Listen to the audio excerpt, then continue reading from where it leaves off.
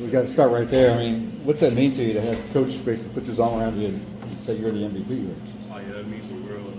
Try not to get too big-headed, because that can kind of pump you up. But just keep my head down, doing everything I got to do, coming to work every day. That's kind of what I've made myself into these past 5-6 years in college. As I say, your journey has been crazy throughout your college and different coaches, different line coaches, different systems.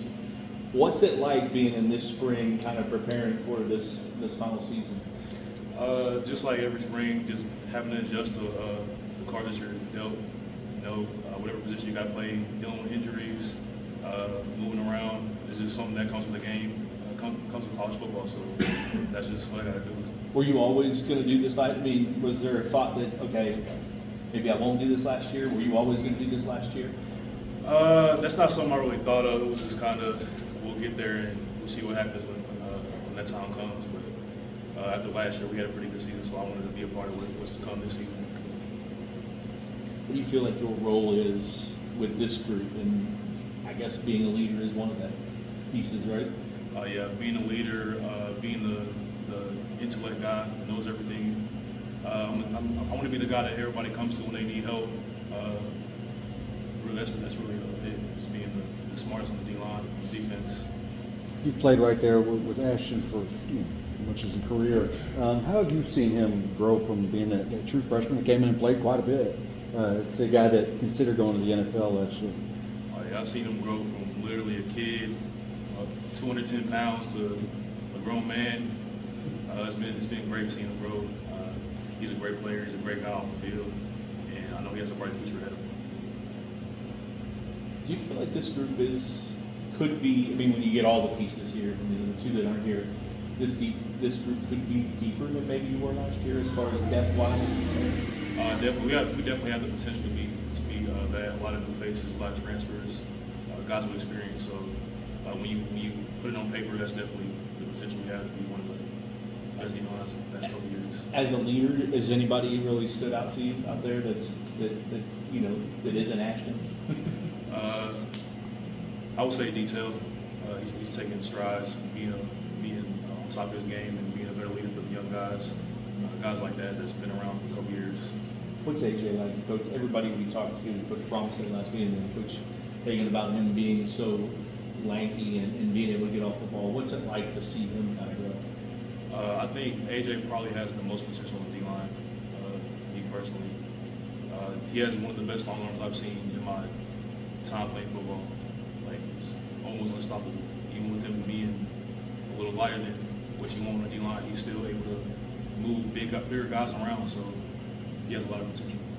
You guys added a big piece on the defensive line. Tyler Barron was a big recruit coming in out of the portal for Louisville. He's not being able to participate in the spring, but how's that, how's he meshed in with you guys since arriving, even though he's not on the field? How have you guys been able to click? Yeah, his presence has definitely been felt in the meetings. He's been a really good leader. He asks a lot of questions. He talks a lot. He's even helped me out, even older guys. So he's definitely somebody that's going to be a big part of our team this year. Kind of building off of that, how have the group of returners and the newcomers kind of meshed together as a whole? We're kind of just creating a bond with one another. Everybody's having a lot of chemistry, getting close to one another, doing things in the weight room, on the field, outside the facilities, getting closer. Just asking about Michael Carter, obviously another local. What have you kind of seen from him in just his first year at Sheridan and now out for this spring? He's another guy like AJ. He has a lot of wind, a lot of potential. He has great athleticism. I think once he kind of tunes in, gets more in his playbook, understands the game more, everything will slow down for him. He'll be a great player as well. Ramon, are you a goal setter? And if so, what are you hoping to accomplish in your last year here? I just want to win, honestly. That's what I want to do. But I wouldn't say I'm necessarily a goal setter. I just strive to be the best I can be.